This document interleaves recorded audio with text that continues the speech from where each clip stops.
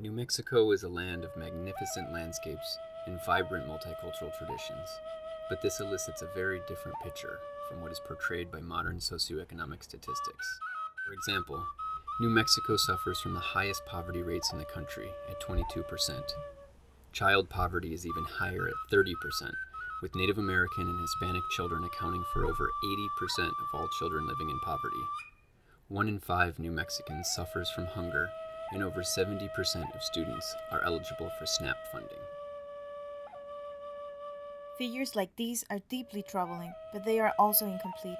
Without historical context, they fail to address the social, political, and economic forces and policies that reinforce these situations, and contribute instead to the racist stereotypes of laziness and complacency that surround these communities.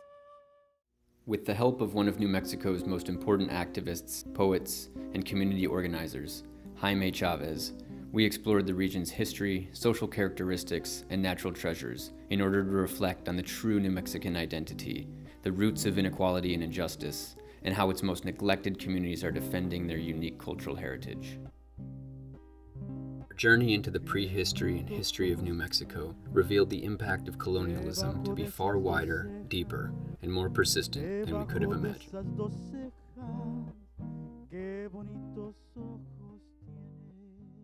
The lands of New Mexico have been continuously occupied for thousands of years by the Pueblo, a nation of peoples who around the turn of the millennia began construction of the famous cliff dwellings and later the towns throughout New Mexico for which they were named.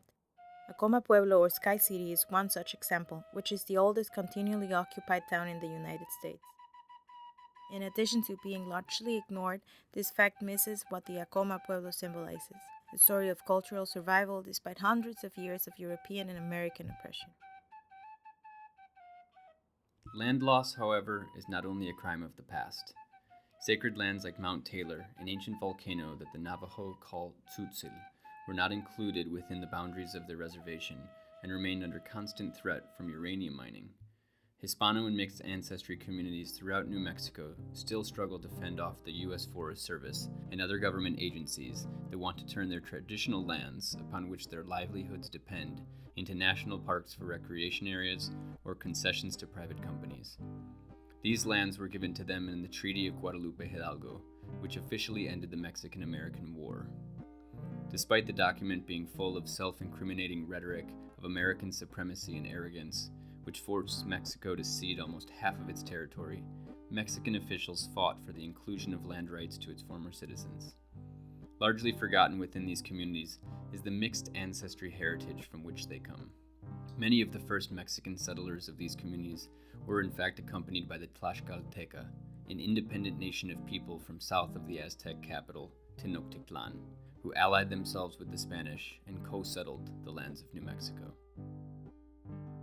Despite the neocolonial and neoliberal forces in their disfavor, land-grant and land-based communities throughout New Mexico continue to fight for the preservation of their rights, their history, and for self-determination moving forward.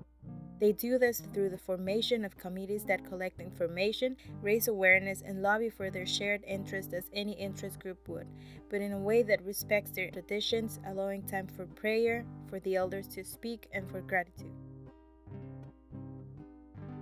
Before colonial powers imposed artificial borders and boundaries, drawing straight lines through nations and communities, the Pueblo occupied an ecological area that spanned from southern Utah and Colorado to northern Mexico, referred to now by several scholars as Oasis America.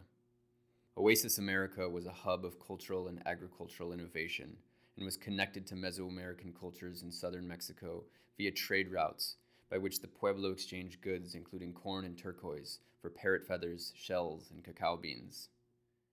As a Native person, I have had the opportunity to visit with other Native peoples because I try to keep the old trade routes alive. It's part of our idea. I have made journeys into the south, and on one of my journeys into Guatemala to visit with some of the Mayan natives, it was interesting because they asked me, well, what people do you belong to? And I said, oh, I belong to the Piromanso Tiwa tribe. And then they said, you know, that word Tiwa, that's interesting. You know, we actually have a corn that we keep. It's one of our traditional corns that we call the Tiwa corn. And I said, really? And I said, well, you know why that is? It's because we traded corn, which we grew in abundance in our river valley, and we traded it to you guys for feathers, because you gave us macaw feathers, you gave us parrot feathers, which we use in our dances and our ceremonies.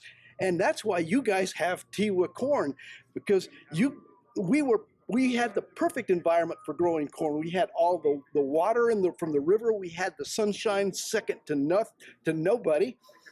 And you guys had something we really needed. We really needed your feathers from the birds that you have for the adornments that we used in our ceremonies.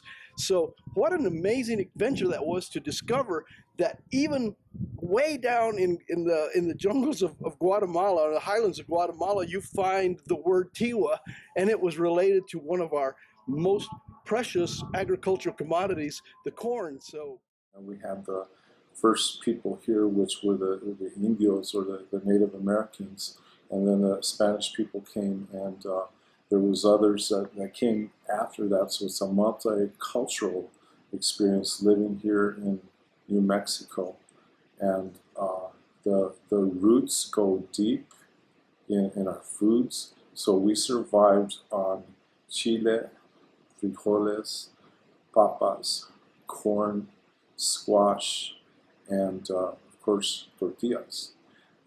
And it's something that we take a lot of pride in and that we love to share. So food is a big part of the cultural experience growing up here in the South Valley of Albuquerque. We have a local community-supported agricultural program, and we also are engaged in several farmers markets. So we grow our own food, but we teach young people and adults who are engaged in our program. They oftentimes come directly out of probation or parole community custody program, and they're able to get their community service hours, and then also be able to find, do some job development and other educational opportunities while they're, participating in our organization.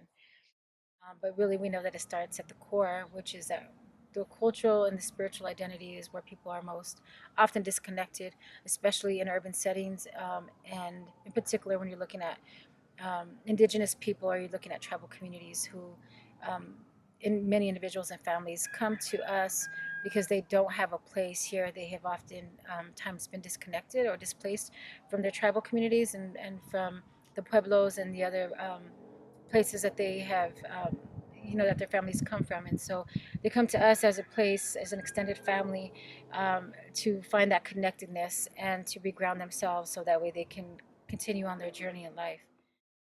And one of the things that we have learned over the course of living in this 20 to 21st century is what has made it difficult for human beings to live in a more harmonious, peaceful way is that they have lost their connection to community, that the every man for himself idea has brought us to this state where nobody works with anybody unless it is specifically in their own interests. But having seen the results of that mindset, we are now inclined to move to a mindset that brings us to a better place, and that is the original mindset of community, where people kind of put away their differences, put away their divisions, and work towards a common goal. And that is the true meaning of community, and that is the true meaning of human existence. The thing that people have lost is the fact that humans are, in fact, a social creature. And everybody for themselves is not in harmony with that idea of being a social creature. If you're going to be a social creature, you're going to have to be social. Otherwise, you're going to feel misplaced. You're going to feel dysfunctional. There is no happiness. There's no peace in your life. It is only when you have a community to be a part of, that's when you are truly living up to your human potential. If we do not record and share both the struggles and achievements of these communities in the present, we are essentially committing the same crime as erasing their history.